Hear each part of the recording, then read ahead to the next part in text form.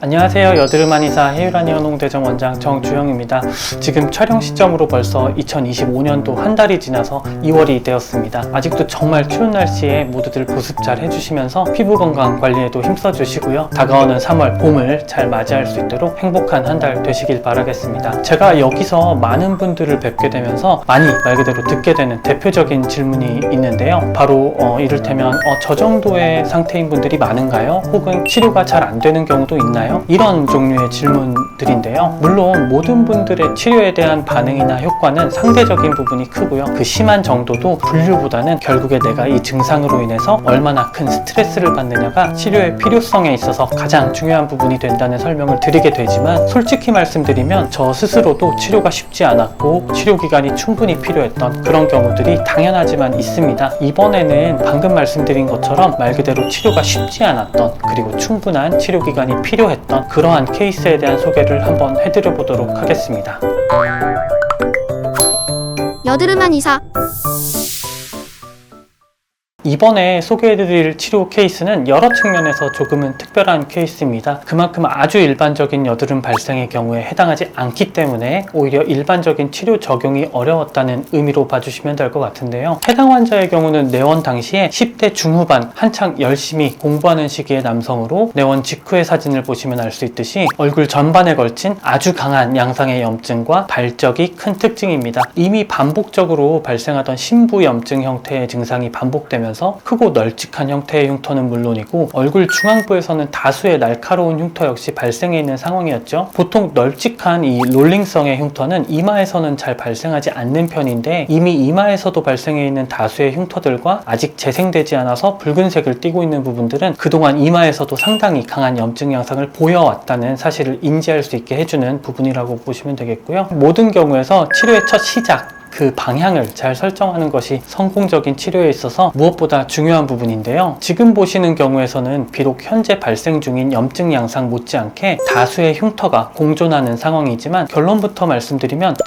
절대로 흉터 치료를 먼저 진행해서는 안 되는 전형적인 케이스입니다. 흉터 치료는 곳곳마다 그 치료의 세부적인 시술 방법은 조금 다를 수 있겠지만, 결국에는 세밀한 상처를 내주는 과정을 통해서 다시금 손실된 조직을 복원하는 과정이 된다는 건데요. 흉터 치료를 할 때 염증 발생이 하나도 없어야만 한다는 건 절대 아니지만, 지금 보시는 바와 같이 흉터를 포함한 피부 면적에서 특히나 낭포 형태의 강한 염증 양상을 보이고 페인 흉터 부위 자체에도 잔존하는 염증으로 인한 붉은 느낌을 표현하고 있는 경우, 그리고 입술 주변부에서 보여지는 모낭염 특유의 이 농포 형성이 있을 때는 아무리 효과적인 흉터 시술이 들어간다고 하더라도 오히려 이후 추가적인 염증 반응에 대한 염려가 더욱 커질 가능성이 매우 높습니다. 지금의 경우에서는 무조건적으로 현재 발생 중인 염증에 대한 치료, 그리고 흉터 부위 피부의 온전한 재생이 다 이루어지게끔 치료가 진행되어서 안정화가 된 이후에 흉터 치료를 통해서 형태적인 복원을 목표로 하는 것이 치료의 효과를 높이는 것은 물론 오히려 치료 기간도 줄일 수 있는 가장 효율적인 방법이 됩니다. 그래서 지금 보시는 환자분의 경우는 일단 현재 발생 중인 염증 양상이 워낙 강한 상태에 한창 또 학업에 집중해야 하는 시기이기도 하고요.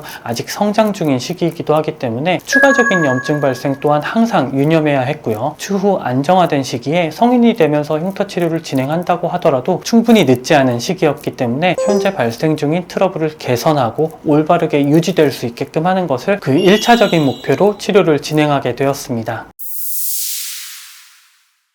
먼저 환자분의 사진을 보시게 되면 다수의 낭포 형태의 큰 염증과 눈썹, 수염, 코 주변부에 다수 자잘한 농포가 증상의 가장 큰 특징이겠지만, 집중해서 보셔야 하는 부분이 있습니다. 바로 면포죠. 즉 좁쌀 여드름이라고도 불리는 비염증성의 피지 씨앗 형태가 증상의 심한 정도나 연령대를 고려했을 때 상대적으로 거의 존재하지 않는다는 사실입니다. 전반에 걸친 면포의 형성, 그 이후 해당 면포들의 환웅으로 이어지는 일반적인 여드름 증상과는 확연히 차이가 나는 상황이었기 때문에 일반적인 청소년기 여드름으로 보기에는 당연히 어려울 것으로 최초 진단을 했고요. 수염 부위나 눈썹 주변부, 미간 같은 부위에 다수의 작은 농점들은 모낭염의 전형적인 형태를 보이면서 부분적으로는 얼굴 전반에 걸쳐서 아주 강한 신부염증 양상을 띠고 있었기 때문에 단순 모낭염 그 자체와 더불어서 혹여라도 화농성 한선염 내지는 화농성 피부염 또한 의심해 보아야 하는 그런 상황이었습니다. 이러한 경우에는 치료는 더욱 길어지게 되는 것은 물론이고 재발의 가능성 또한 더욱 높아지고 염증의 양상 자체가 추가적인 흉터를 증상들을 유발할 가능성이 매우 커지기 때문에 성장기의 환자에 있어서는 여러모로 좋지 않은 증상임이 분명했습니다. 다만 내원 6개월 전까지 피부 치료를 위해서 항생제를 1년여간에 걸쳐서 장기적으로 복용했었고요. 이를 중단한 직후의 증상이 오히려 리바운드 반응으로 인해서 더욱 심해져서 지금까지에 이르게 되었고, 그 전에는 염증 발생 부위가 조금 더 한정적이고 낭포 형태의 장기화된 염증보다는 구진 형태의 깊은 고름물집 모낭염 양상을 자주 나타내었다는 과거력을 청취한 후에는 초진 상담 시에 염려했던 모낭염 외에 다른 어떤 강한 염증성의 증상보다는 본래 이 기저의 증상이 사춘기 시기의 모낭염일 거라는 사실을 인지하고 나서 치료를 시작했습니다. 이번 케이스 치료 과정에서의 중요한 포인트는 첫 번째로 손상을 최소화해서 이미 생겨있는 형태적인 변형인 흉터를 제외하고는 추가로 발생할 수 있는 흉터를 최대한 방지하는 것. 두 번째로는 치료 이후에 원만한 유지가 최대한 가능하도록 단순히 염증을 개수를 줄이는 것 뿐만 아니라 낭포 형태의 염증이 완화되면서 가라앉기는 했지만 여전히 넓게 형성되어 있는 기저에 아직 불안정성을 가지고 있는 염증 부위를 안정화하는 것, 이 두 가지였습니다. 결과적으로 지금 왕성하게 발생 중인 모낭염과 미처 회복되지 않고 있는 얼굴 전반에 걸친 광범위한 염증에 대한 치료만 올바르게 진행된다면 추후 흉터 및 기타 착색에 대한 미용적인 어떤 접근으로서의 치료는 성인이 되고 나서도 얼마든지 가능한 부분이라는 것을 설명드렸습니다.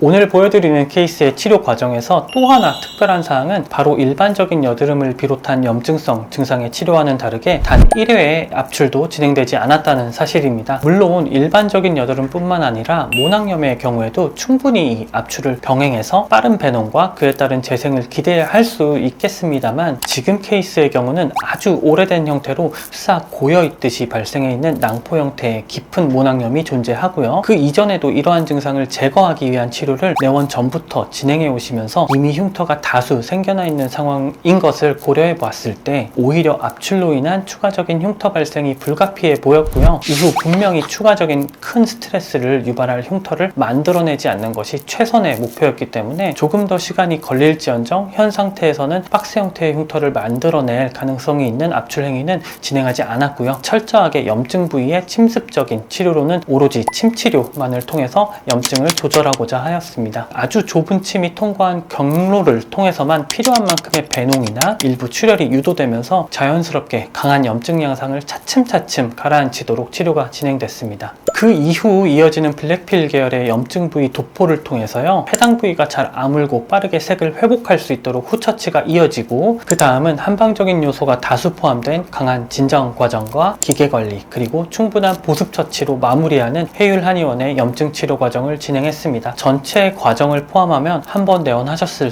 때 이제 대략 1시간 30분 정도의 시간이 소요됩니다.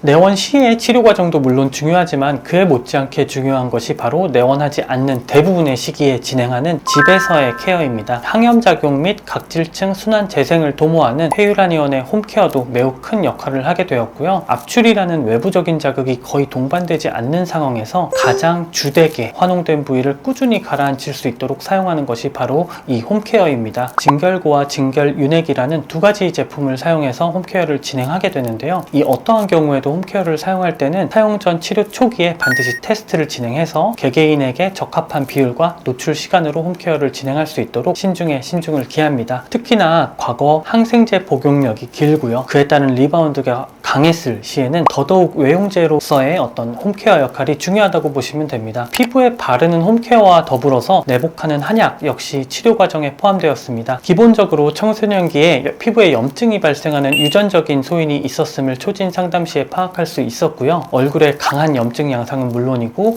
열감과 통증, 소양감을 동반하고 있었기 때문에 원활한 노폐물 배출과 배농, 그리고 염증 완화에 효과적으로 표열, 그러니까 표면에 해당하는 피부의 열감을 줄여줌으로써 효과를 보이는 방풍 통성산을 처방의 기본으로 해서요, 학업에 대한 의지와 스트레스가 소화기관에 영향을 미치는 것으로 파악해서 이를 개선할 수 있는 일부 약재를 가감해서 처방을 구성했습니다. 한약 처방에 있어서는 기본적으로 피부에 발생 중인 증상의 특징을 파악하는 것도 중요하지만 개개인이 처해 있는 각자의 상황에 따른 기타 신체 부위에서의 증상이 분명 피부 증상에도 영향을 줄 수 있기 때문에 때문에 반드시 처방에 있어서 깊이 고려해야 하는 부분입니다. 여드름 한의사 총 24주 정도에 걸쳐서 1주 1회 내원, 간혹 2주 1회 방문하시는 형태로 내원 치료가 진행되었고요. 이후 한약 복용은 끝마친 상황에서 홈케어 사용을 이제 유지하고요. 사후 관리라는 외부 처치로 호전된 상태를 유지하고 나머지 붉은 부분들이 온전히 재생되도록 내원 관리를 진행했습니다. 추후 시간이 지나서 학원면에서 여유가 생기는 시점에서는 이전에 발생한 흉터 치료 차원에서 재내원하실 계획으로 치료 과정을 잠정 마무리했습니다. 촬영한 치료 경과에서 볼 수 있듯이 강한 심부염증 부위에 약간의 발적이 남아있긴 하지만 대부분의 경우 재생 단계로 진입하였고요. 무엇보다 추가적인 흉터, 즉 형태의 손상이 거의 없는 상태로 염증이 소실되었음을 확인할 수 있습니다. 개인적으로도 압출 과정 없이도 이렇게 염증 부위가 올바르게 재생되는 형태는 침을 놓는 한의사인 저로서도 항상 놀라운 효과인데요. 국소의